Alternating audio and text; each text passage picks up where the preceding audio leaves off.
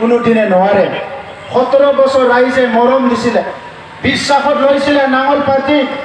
আগ্ৰামা মহিলাৰী বিশ্বাস আৰু সন্মানত লৈছিলে চবেই লৈছিলে মাইনৰিটি দাদা ভাই সকলো লৈছিলে নাঙল পাৰ্টিক চবে মৰম কৰিছিলে কিন্তু 17 বছৰত না শান্তি আনিব পাৰিলে না নিৰাপত্তা দিব পাৰিলে এই অঞ্চলত দুৰ্নীতি ভ্ৰষ্টাচাৰ হিংসা ভয় শংকাৰ বাহিৰে নাঙল পাৰ্টিয়ে ৰাইজক 17 বছৰত একো দিব নোৱাৰিলে খালি মানুহবিলাকে আশা কৰি থাকিল সেইকাৰণে শ্ৰদ্ধা ৰাইজ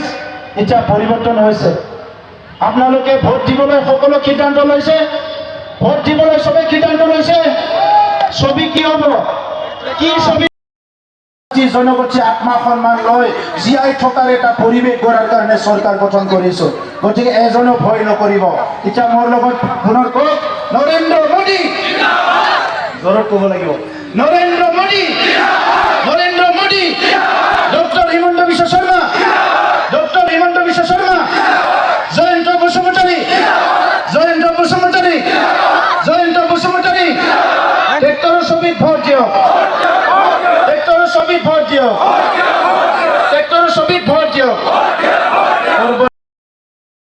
প্ৰত্যেক পৰিয়ালে প্ৰত্যেক মাহত আৰু লগতে 2 লাখ টকাৰ ইন্স্যুৰেন্স পালে আৰু 5 লাখ টকাৰ চিকিৎসা পালে এইটো নাঙলে দিব পাৰিব আপোনালোকে কওক নাঙলে দিব পাৰিব 1 নং কোকৰাঝাৰ লোকসভা সমষ্টিত UPPLৰ পৰা মনোনীত প্ৰাৰ্থী NDR প্ৰাৰ্থী জয়ন্ত বসুমতাৰী ডাঙৰীয়া বিপুল ভোটত বিজয় হ'বলৈ গৈ আছে আজি জংগীপাৰাত যি এটা গণসভা হৈছে আপোনালোকে দেখিবলৈ পাইছে ইয়াত সকলো জনগোষ্ঠী ওলাই আহিছে স্বতঃস্ফূৰ্তভাৱে ওলাই আহিছে আৰু এইটোৱে প্ৰমাণ যে এইবাৰ আমাৰ প্ৰাৰ্থী বহুত ভোটত জয় হ'বলৈ গৈ আছে ইয়াৰ মূল কাৰণটো হৈছে বিটিআৰ অঞ্চলৰ শান্তি আহিছে সবে নিৰাপত্তা পাইছে উন্নয়ন হ'বলৈ আৰম্ভ কৰিছে আৰু সকলো জাতি জনগোষ্ঠীয়ে আত্মসন্মান লৈ জীয়াই থাকিব পৰা এটা নতুন পৰিৱেশ আহিছে ইয়াৰ কাৰণে বিটিআৰ বাকী ৰাইজে এই শান্তি যে আমাক আনি দিলে নিৰাপত্তা দি আমাক আনি দিলে সকলো পৰিৱেশ যে ভাল কৰি দিলে ইয়াৰ কাৰণে প্ৰধানমন্ত্ৰী ডাঙৰীয়াক কৃতজ্ঞতা দিয়াৰ কাৰণে অসমৰ মুখ্যমন্ত্ৰী ডাঙৰীয়াক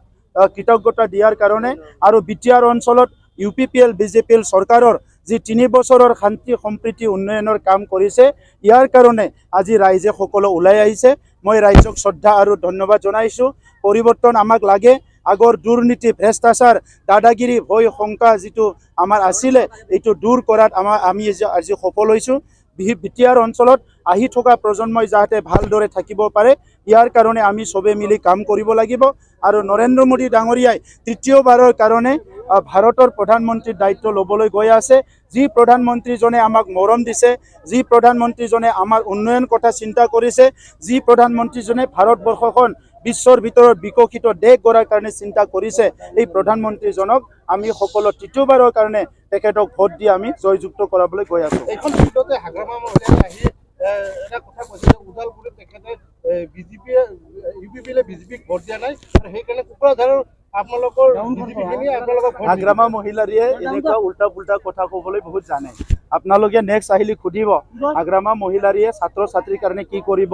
মহিলাৰ কাৰণে কি কৰিব যুৱ যুৱতীৰ কাৰণে কি কৰিব খেতিয়কৰ কাৰণে কি কৰিব পৰ্বত জোৰাৰ কাৰণে যোৱা 17 বছৰ কি কৰিলে আহি থকা 17 বছৰত কি আহি থকা সময়ত কি কৰিব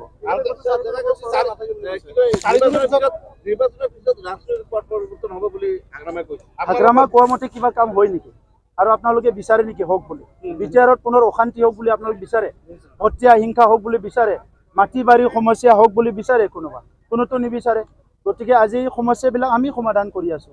দেখা গৈছে যে শালবাৰীত ABMC সভাপতি টাইচন হুছেইনে আপোনাৰ বিৰুদ্ধে অভিযোগ উত্থাপন কৰিছে কৰ্ণাটকৰ চৰকাৰে আচলতে অনাবৰ মানুহৰ ভূমিৰ অধিকাৰ খৰ্ব কৰিছে নেকি মই 1,20,000 পৰিয়ালক ভূমিৰ অধিকাৰ কোনে দিলে হাগ্ৰামাই দিলে না আমি দিলো খুদক তেখেতক আজি এই 3 বছৰত কাৰবা ঘৰ জ্বলিছে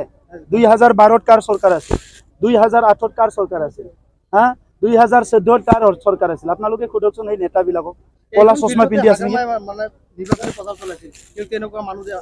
এই কাৰণে মই কৈছো হাগ্ৰামা মহিলাৰীৰ আৰু মানুহ নাই কোনো তাক মৰম সন্মান নকৰে 17 বছৰে যিমান দিব লাগে দিলে ইয়াৰ বিনিময়ে ৰাইজক একো দিব নোৱাৰিলে গতিকে আজি কেনেকৈ ৰাইজে তেখেতক মৰম দিব। আজি UPPL দিছে 3 লাখৰ ব্যৱধানত জয়যুক্ত হৈ আছে আৰু ইয়াৰ উদাহৰণ আজি জংগীপাৰাত আপোনালোকে দেখিবলৈ পাইছে।